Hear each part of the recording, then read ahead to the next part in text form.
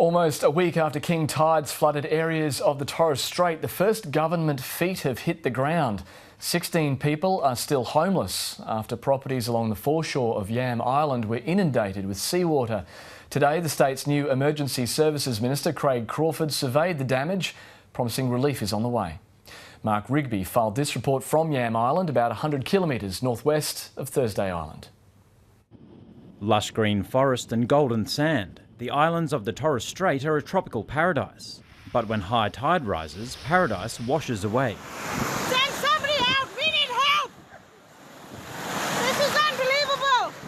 Every year, residents living in social housing on Yam Island have to start again. While I was watching the TV, I saw the tide coming, rushing inside underneath the TV unit. When the king tide hit last week, residents demanded government action. If it happened on the mainland, things would happen almost immediately.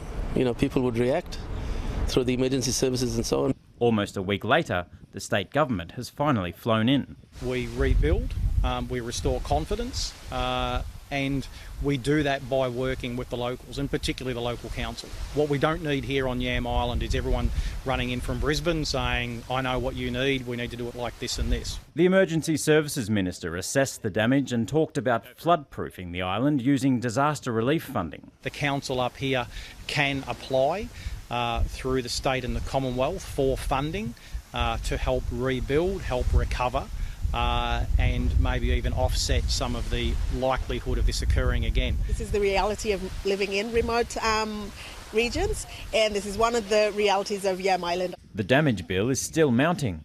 Estimates are already into the hundreds of thousands of dollars. It was very strange that time because a couple of years back, it wasn't like that. The king tide that flooded through this area last week peaked at around 3.8 metres. Residents worry that similar high tides, the next of which is due in just 3 weeks' time, could have similar effects. Yeah, we just keep our fingers crossed and hopefully we'll stay on top of it this time. How the government plans to protect these residents is yet to be decided. The minister says he'll take a report back to the Premier. Mark Rigby, ABC News, Yam Island.